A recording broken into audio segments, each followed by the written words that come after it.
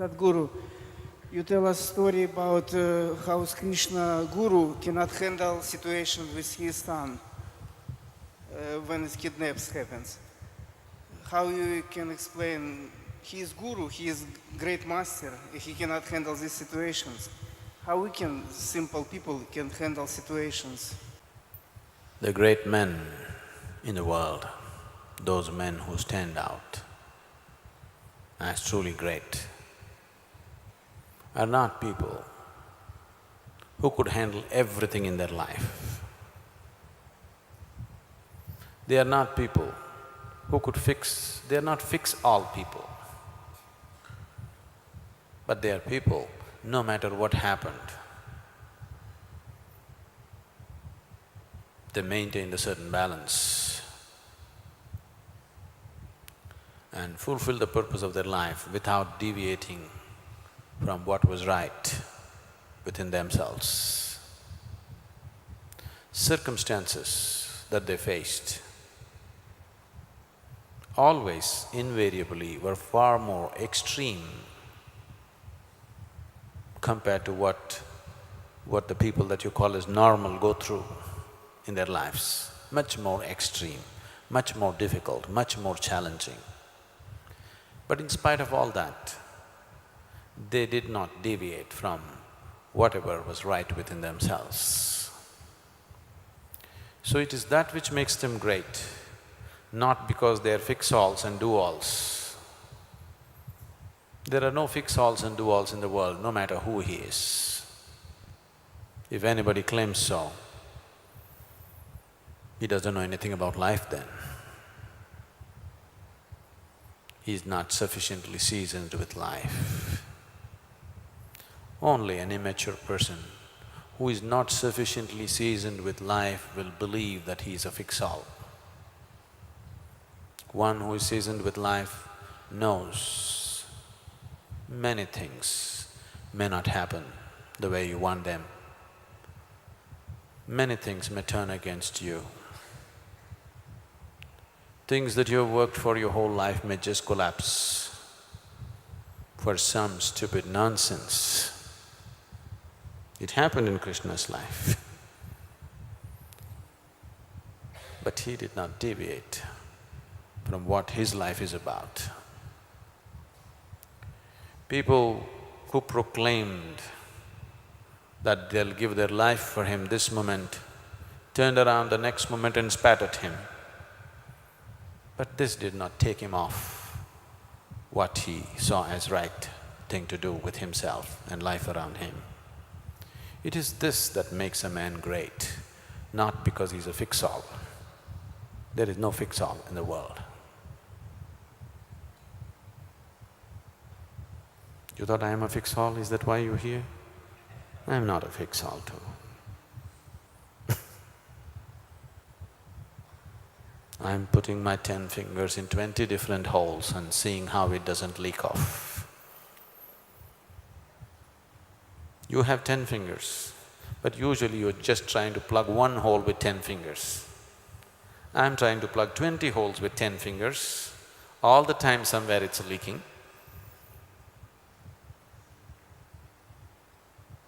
It's an eternal circus.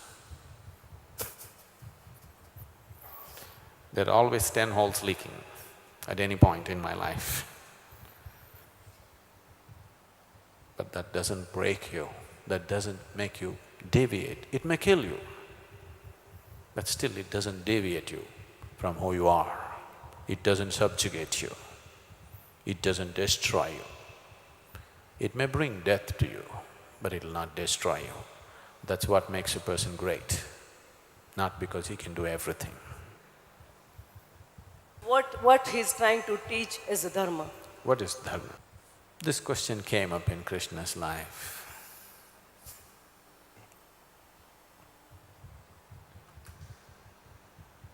With many people in his life. At one point, at the time of Draupadi, the wife of the 5 brothers, the common wife of the 5 brothers, when her marriage came up, Krishna was doing everything to see that she is married to these 5 brothers. At that time, this question came up. Draupadi seriously questioned Krishna, do you know what is Dharma? And when Krishna told Bhima, you leave Hastinapura to Duryodhana, let's build a new city. Bhima said, you are a traitor. I want to kill Duryodhana. You are telling me to leave this kingdom to him and go and build another kingdom somewhere else from the scratch. What do you know about Dharma?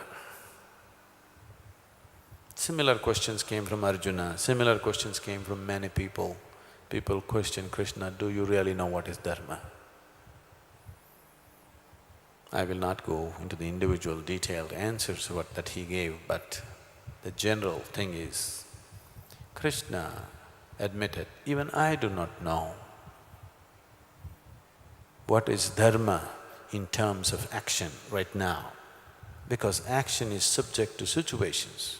However we judge it, we could be slightly off the mark here and there when it comes to the outside. But my Swadharma, within me, I'm 100% clear. How I should be within me, this I'm 100% clear. How to act, nobody in the world is 100% clear. Only a fanatic or an idiot are 100% clear. No intelligent human being is ever 100% clear about what he is doing. He is always weighing it. No action is 100% right in the world. Whatever you do, there is something that is hurt, there is something that causes some injustice to something. Our very existence, our eating and living and breathing here is an injustice to some other life form, isn't it? If you look at it that way from their point of view. So no action in the world is 100% right or 100% wrong. You just tend to consider the larger good that you create with your actions and perform your actions. So when it comes to external activity, Dharma is in terms of judgment at that moment. Nobody can fix this is right, this is wrong. But as Krishna insists, and as I have insisting all the time, how to be within this Swadharma, he is 100% clear. This is the only thing that you can be 100% clear, how I should be within myself. About this, we can fix 100% clarity in Dharma. When it comes to action, only a fool or a fanatic is 100% clear. All others are always constantly weighing. There is no other way. Because the very nature of creation is such. If you eat, you kill something. Now you're talking about killing. If you eat, you kill, right? If you breathe, you kill. If you walk, you kill. So you don't want to do all that. If you kill yourself, you kill. So what dharma will you do? It is just how you're within yourself. If you are in a certain way of inclusion, if you're in a state of all-inclusiveness, according to your intelligence, according to the situation, you act. If you are not in a state of inclusion, you are in a state of you versus me, then everything that you do is wrong. You cannot do anything right because your very existence is wrong, because it's you and me. Once there is you and me, this and become versus is just a question of time. So Krishna's whole life is a demonstration of this. There is no you and me. It is me and me or you and you. There is no you and me. Whether he was with the gopis or he went about as a statesman or he is teaching the Gita, the message is always the same of inclusion. There is only me and me, there is no you and me. Once there is only me and me, action is just a question of judgment and situation. No action can be 100% right or 100% wrong. Sadhguru, you mentioned when Krishna was with the gopis and he didn't, of course, he wasn't self-realized at that time. Subsequently, when he is with his guru, he is reminded about his role. And when he is accepting brahmacharya, you mentioned that people questioned that he was moving around so promiscuously with so many gopis and how could he now be a brahmachari. He mentioned that he was always a brahmachari. Could you just explain on this? So he was always a brahmachari. Brahmacharya means, Brahman means divine, charya means the path. You're on the path of the divine. Divine, no matter which culture, religion you come from, always they have told you, and your own intelligence tells you, if there is something called as divine, if there is, let's not even assume that, if there is, it cannot be in this corner or that corner. Either it has to be everywhere or it is not. Yes? There is no other way for the divine. Either it has to be everywhere in everything or it is not. So brahmacharya means you're on the path of the divine, that means you're on the path of inclusion. Once again, me and me, no, you and me.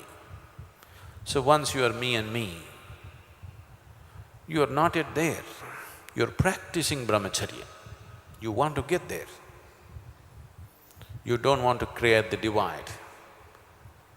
Because if you approach the other as other, this gets manifested. In physical relationships, me and you gets deeply manifested. It's because of that the brahmachari looks away from that, because he wants to establish an all-inclusiveness within himself. Krishna was all-inclusiveness right from the beginning. When he opened his mouth as a child to show his mother that he was not eating mud or he was eating mud, whichever way. Even then he was all-inclusion. When he danced with the gopis also he was all-inclusion. He never thought of having pleasure with them. It never occurred to him how to have pleasure with somebody. He just included them. Because of his youthfulness and their youthfulness, certain things happen around them. But he never thought in terms of how to use them. He never thought in terms of how to derive some pleasure out of them. It never occurred to him such things. So, he said, I have always been a brahmachari. I've always been on the path. Now I've just taken a formal step, that's all. Nothing is different with me now. Only the situation has changed. And so much legend and romance has grown around Krishna as always a ladies' man. But you need to understand, all this happened before he was 16. After 16, he lived with absolute discipline. Wherever he went, women went mad about him. But not once he stepped out of the way to make use of any woman for his pleasure, not once. So that's a brahmachari. Did Krishna create the war? I ask this because if he hadn't tried to apply his Dharma, there would be a lot of 100 squabbling kings, but there would be no great war. You tell us many times that there's a balancing act of a guru, that every action has a karmic consequence, and if you are willing to accept the consequence, you can make the action. Was Krishna aware that there could be big consequences of teaching Dharma? It is not because of his efforts to create peace the war happened. The way the jealousy and hatred that had grown between these two groups anyway was snowballing into a war. He saw it even before the first leaf came. He saw the seed and he knew this will head for a major war. So he did everything possible, many years of work to avoid it. To a large extent he succeeded, but because of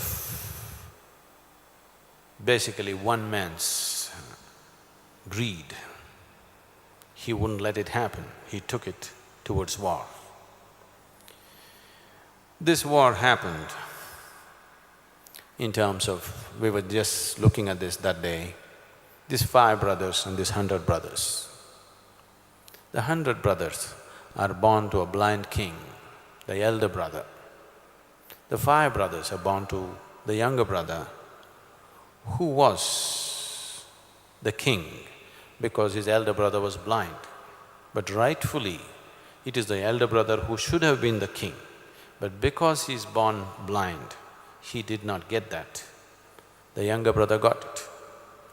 Because of this, when the older generation, when the younger brother died, King Pandu died, Yudhishthira, his first son, was the eldest of the lot.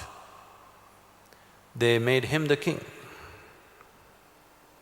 So in Duryodhana's mind, who is the son of the blind king, who is the elder brother, it was burning, this is my kingdom, I should have been the king.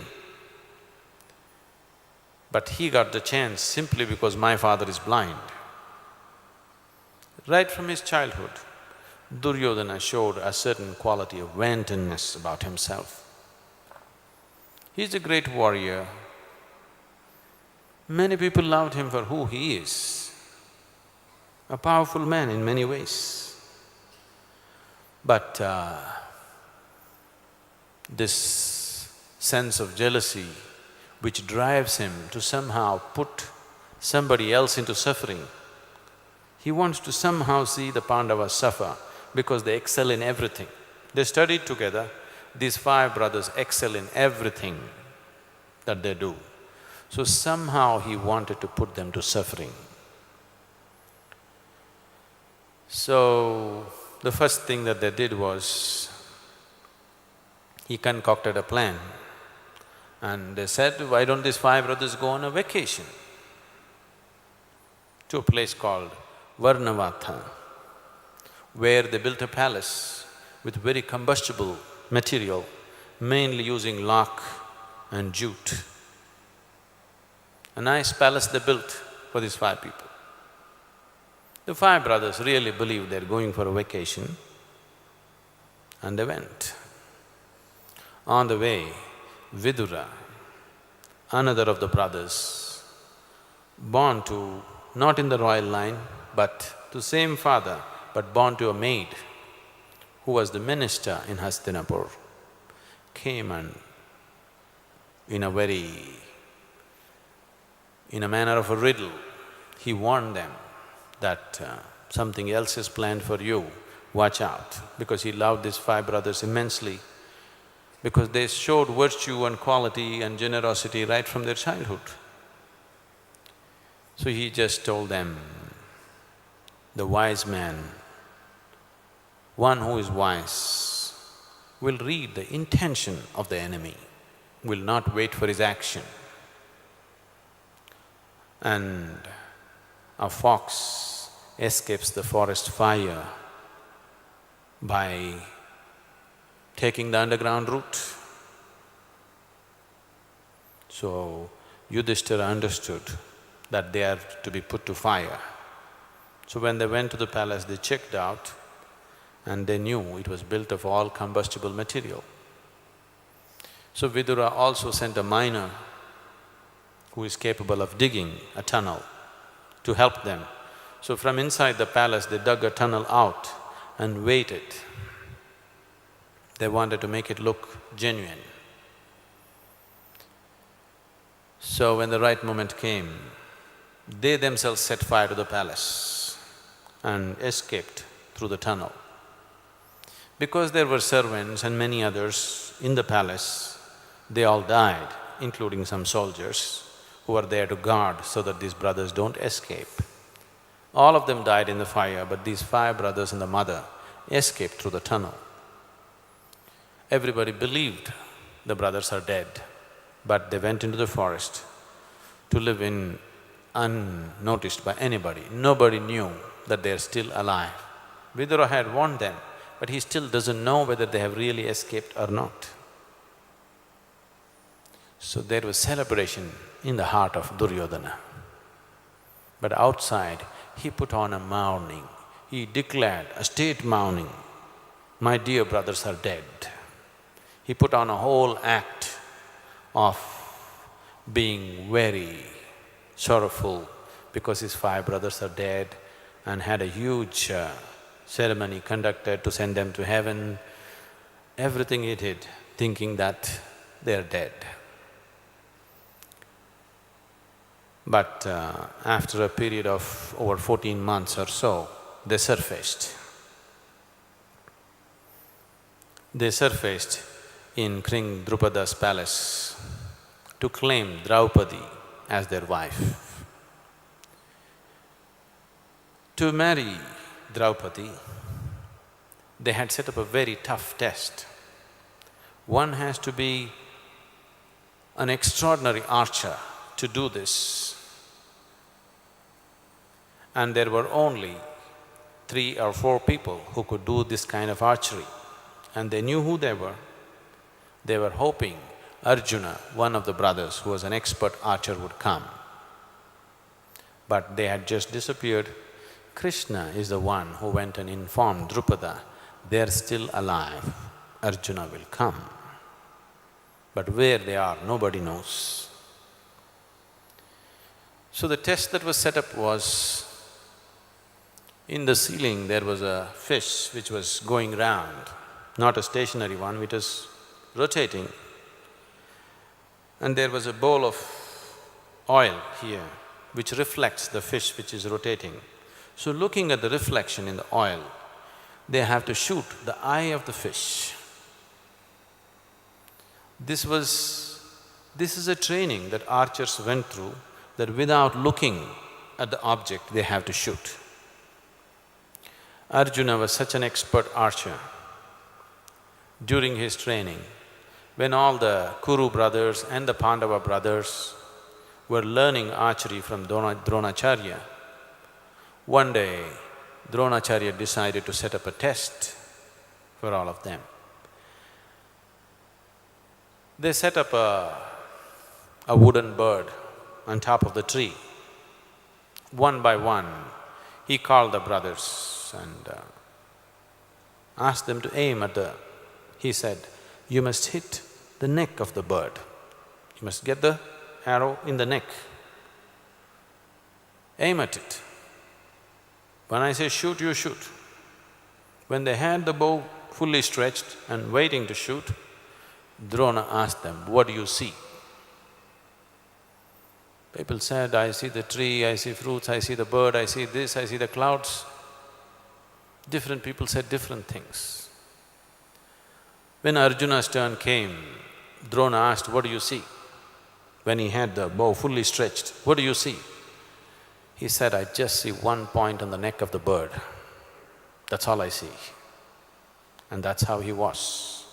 He even mastered the art of shooting in total darkness. He need not see the object. Just by hearing the sound, he will shoot. So he became such an expert archer, they were quite certain if he comes, he will be the one who will win, but they did not know where they are. Duryodhana also is an expert archer. He is confident that he can win. But Krishna manipulated the situation in such a way that Duryodhana does not come. He played many tricks to see that Duryodhana does not come. Because Drupada had a vast army. If his daughter is married to Duryodhana, he becomes an ally of Duryodhana, that means inevitable war. So he wanted to divide the power in such a way so that this doesn't happen. So other option that Drupada had to give his daughter was Jarasandha, the cruel king from the east. He also is extremely ambitious and a great enemy of Krishna. So Drupada was willing to give his daughter to Jarasandha. Jarasandha also is an expert archer, he could win. And that Krishna did not want at all. So somehow he managed that the five brothers surface on that day, Arjuna surfaces on that day and won Draupadi over. Like this, many manipulations he did so that the power is equally divided in the nation, so that they will not go to war with each other, so that it will not become a mad conquering rage with one emperor or one king. But it went wrong. Still the war happened. Now that it came to the war, an inevitable war, it's there now, you cannot avoid it anymore. Now he's telling Arjuna, okay, we are there, we did everything to avoid this situation, but we are there. Now no hesitation, let's just fight. Let's fight all out. There's no going back on this one now. And after this war was over, because everybody who could fight was dead, there was peace. Sadhguru, Krishna says here that there was never a time when I or you or any of these kings here did not exist. And all of us shall certainly exist in the future too. What does he chapter, mean? what page? This is chapter 2, text 12. See, I can read this one. See that? The Lord said 11 or 12? 12. Okay, we'll read from 11.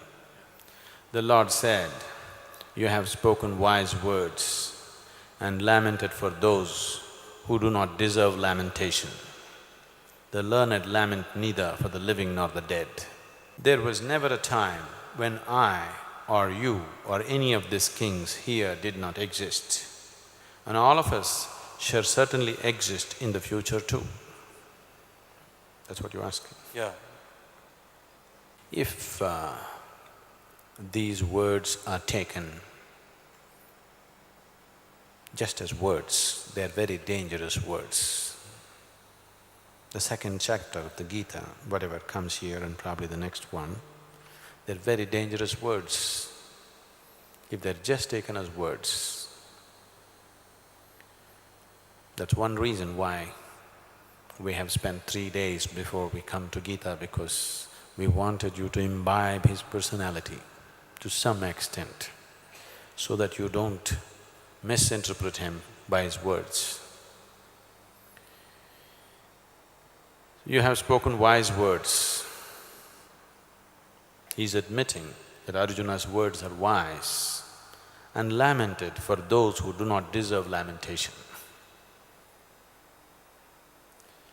You're lamenting for those people. That's not worth lamenting, because the people that you're facing are not ordinary evil, they're colossal evil. They're not simple evil. You put them anywhere, they will do the negative things. You give them the whole kingdom, still they won't stop, which was given actually. The whole thing was given to them, and these people went out and built their own new kingdom. They cleared up the forest and built a new city. But when they did well, they couldn't keep quiet. They had to do something to deceive them of that. That was deceived, they went to the forest, that's not enough. They had to go there and mock them. When they could not, they decided to kill them. This went on and on and on, it wouldn't stop anywhere. So the people that Arjuna is facing right now are not simply bad or doing something bad because of some situations have compelled them to do something. These are colossal evil. You put them anywhere, they will do the same thing. Give them anything, they will do the same thing. So Krishna is saying, you're lamenting for people whom you should not lament. It's of no consequence. It has to be done now, slaughter. Either you slaughter them or they slaughter you, that's all that is left. You went and hid in the forest, they didn't leave you. You went into the mountains, they didn't leave you. No matter what, they won't leave you. So the only choice that you have is either you kill or get killed, that's all.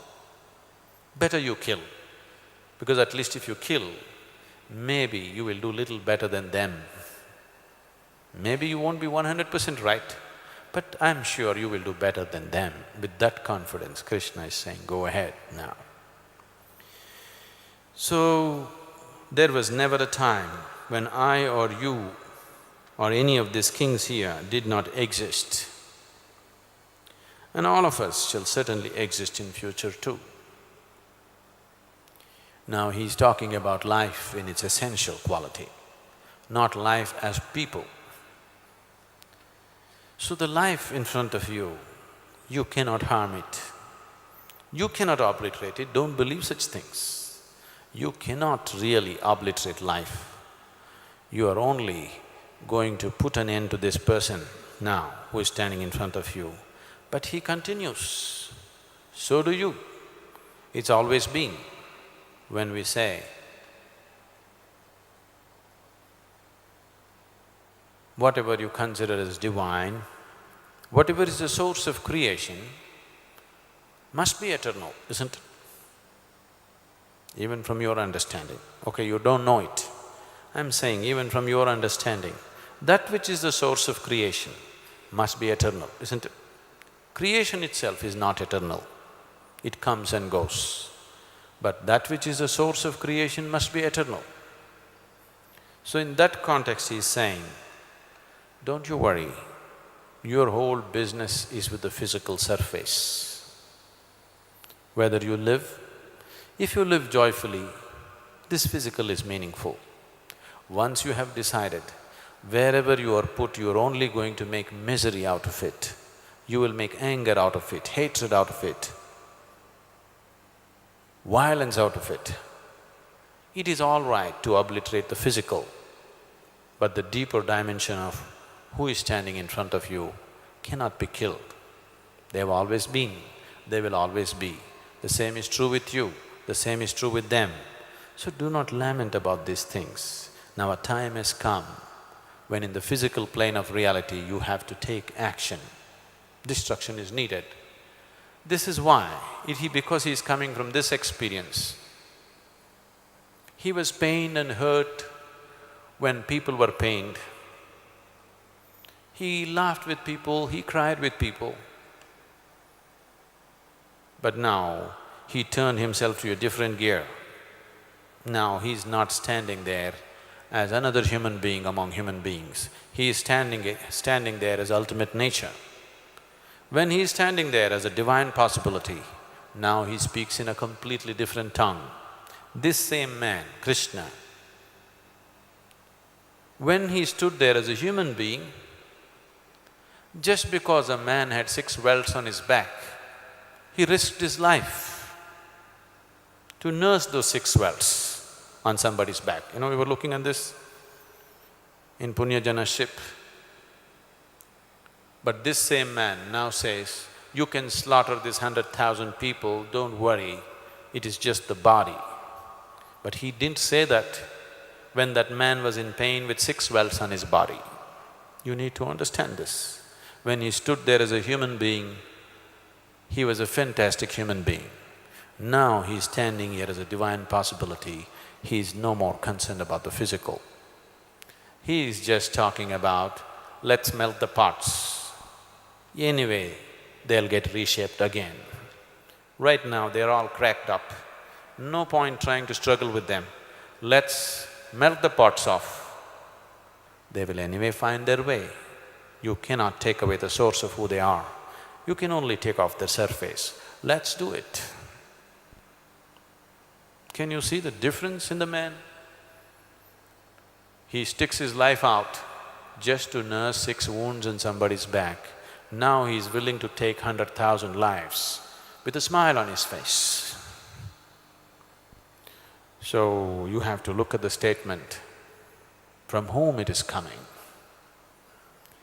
Now anybody can repeat these words, probably somewhere else it says, it's all right to kill. You cannot kill anybody. You can neither be killed nor kill. So it's okay, go ahead and slaughter.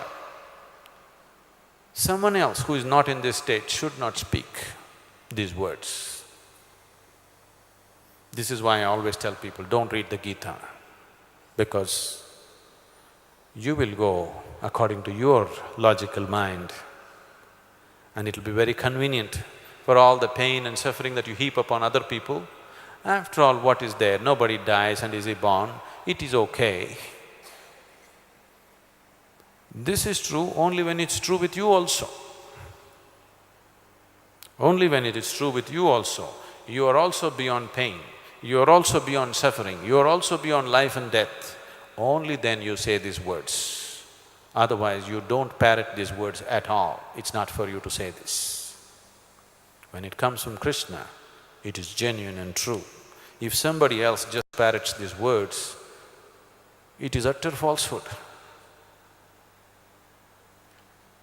Two questions, Sadhguru.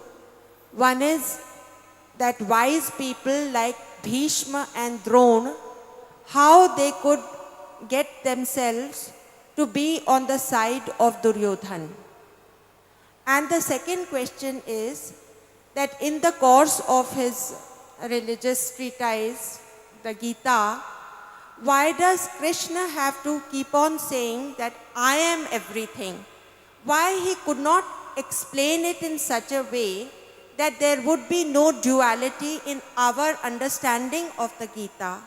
Why he could not say that it is either I and I or you and you, it is one and the same thing? He has never said that you are also that same divinity.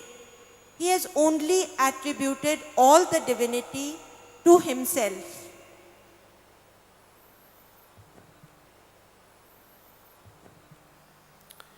He attributed all the divinity to himself because that was the truth. That was the living experience. He was living with the experience of boundlessness and he was divine. The man who was standing in front of him was thinking you and me. When you're not in such an experience, if I just tell you, which we are doing, you are God. Either it'll be an ego booster or it'll lead to enormous frustration.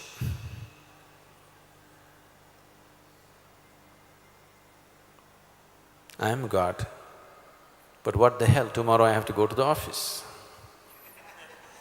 I am God, but what the hell, my head is aching. I am God, but what the hell, I have to pay my bills. It takes you into a state of unreality. So he never told Arjuna, you are God. He just said, I am, and everything is within me. And he also inferred, the same is true with every being, which includes Arjuna. But he is not particularly telling Arjuna, you are God, because it's not true with Arjuna as yet. See, truth, what is true for you is only that which is in your experience right now, isn't it? Isn't it so? What is in your experience is the only truth. There may be some other truth here. We are trying to lead you there, but we are not insisting that is the truth, because that is not the truth as far as you're concerned.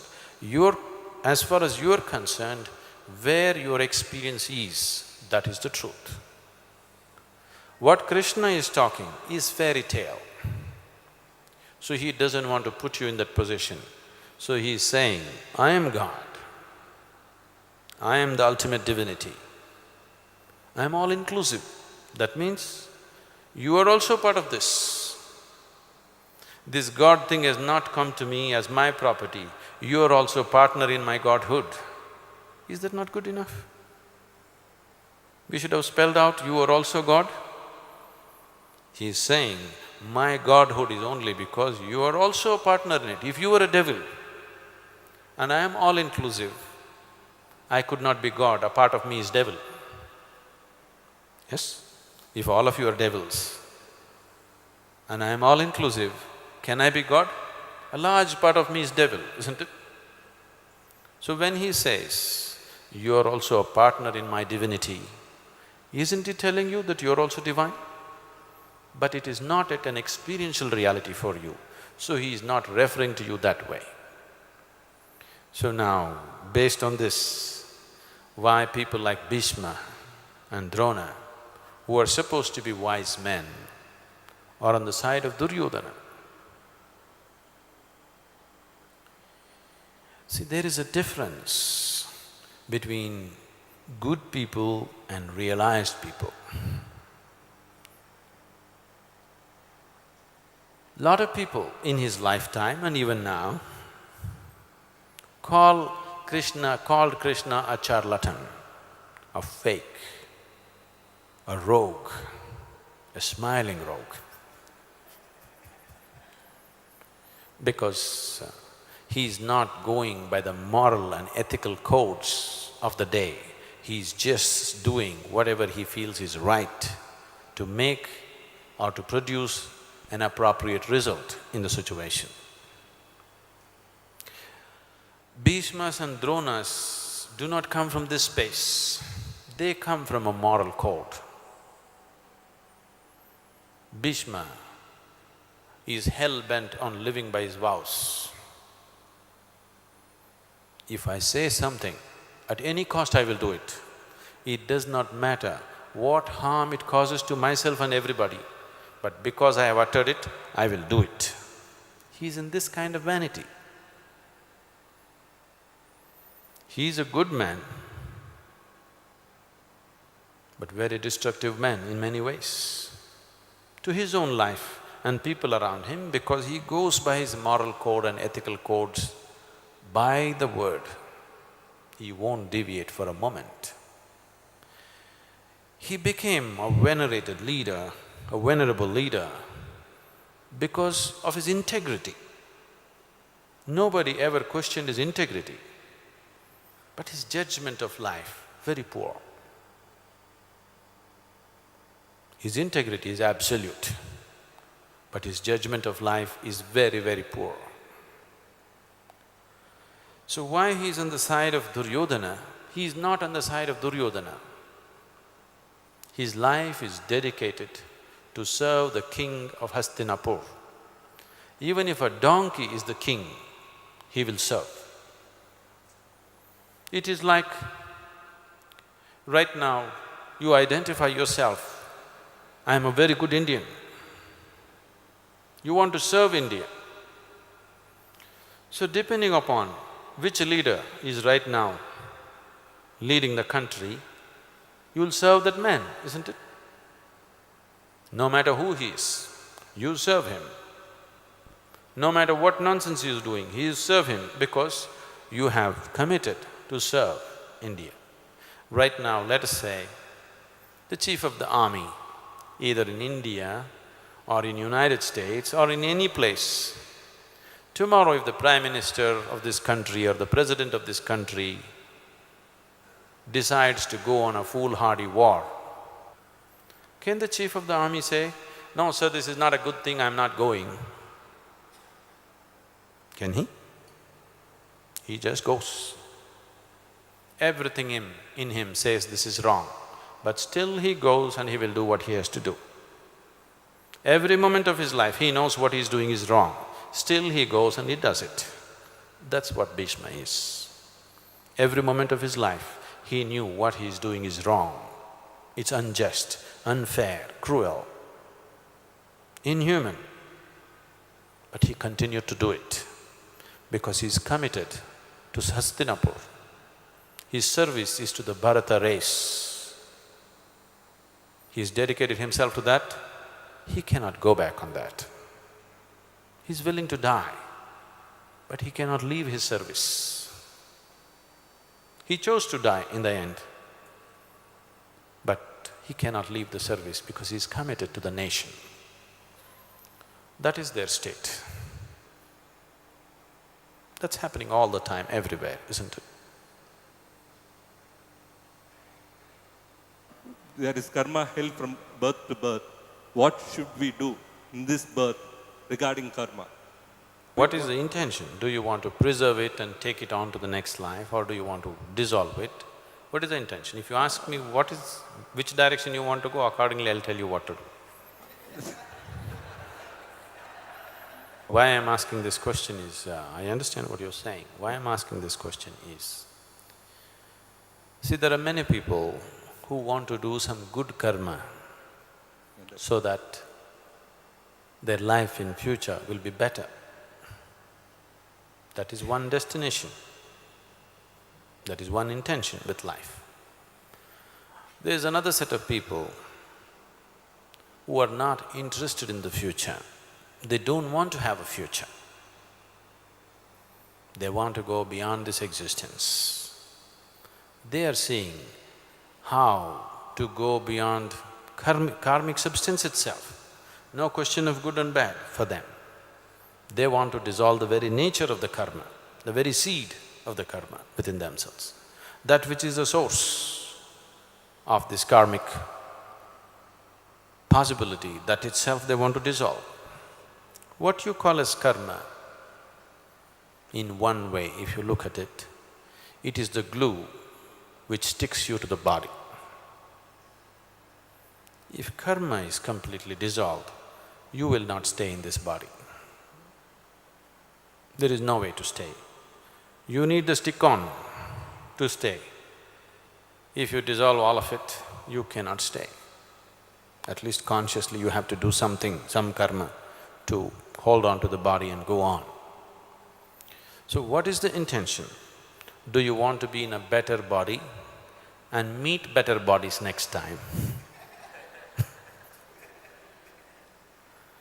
Then you do good karma. You don't want any kind of body, nor do you want to meet any kind of bodies. You've had enough of these bodies.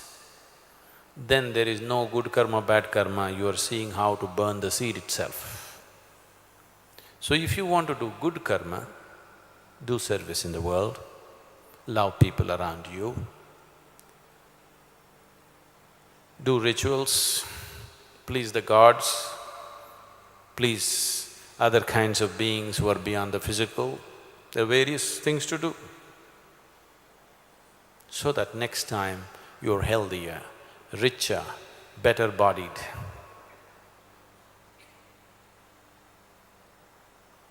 But now you're not interested in all that. You have seen enough of the journey. Not that you're fed up, it is just that you're done with the kindergarten, you want to go on. That's all. It's not because your life has become a suffering that you want to end it. That is a big karma, you cannot end it that way. You're joyful, you're blissful, everything is fine with you. But you have seen enough of kindergarten, you want to move on. Or you have played the game too long and they're going to blow the whistle and tell you your time is up. You can't keep coming back and playing your tricks again and again, it's over. So, according to one's intention, accordingly people went. So, the tradition fixed it. The householders always generally were aspiring to live better. Their whole thing is to have little more wealth, little more health, little more social influence. So they did those kind of rituals to enhance their good marks, to get a better grade next time. Those who went on the spiritual path were not interested in grades, they want to get out of the school. And they want to burn the school and go so that nobody else gets into it. So they went on the ascetic path, but not essentially so. But I'm saying that is how the choices came. That was the basis of the choice at least. Right now, we will have a folk presentation of Ras Leela. One more thing before we do this. I see that all of you, many of you have maybe already using up your blue clothes. You're required to wear blue clothes tomorrow, okay? Tomorrow you stay in blue. Good if you can do both. At least morning you come in blue. If you do not have blue clothes for the evening, wear something of light color, don't wear red, green, all this. Wear something white or cream or beige, something like that. But do not wear some other color. Tomorrow is a blue day.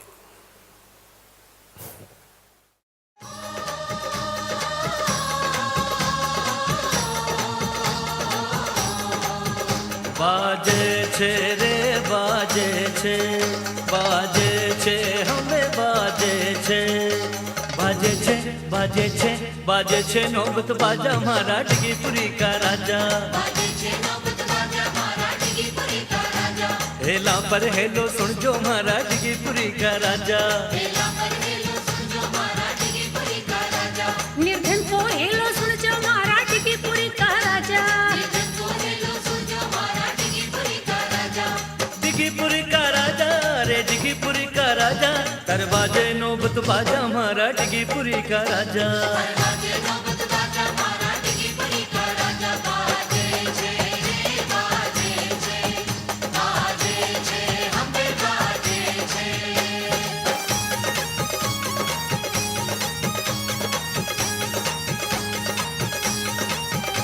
आंधाने रे आंधाने आंधाने हमें आंधाने आंधाने आंधाने आंधाने आख्या दीजो मारा डिगीपुरी का राजा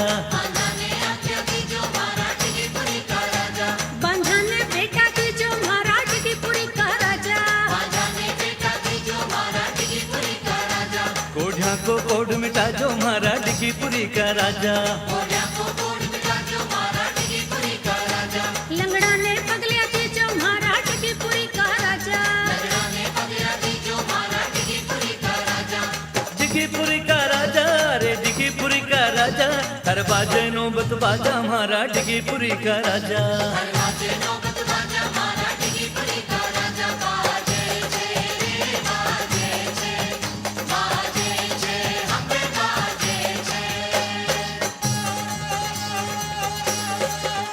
न्यावा मेरे न्यावा में हमें न्यावा में बैठा डोले मारा डिगीपुरी का राजा फागुन में होलियां खेले मारा डिगीपुरी का राजा सावन में झूला झूले मारा डिगीपुरी का राजा अरे बड़ा चाकरी आवे मारा डिगीपुरी का राजा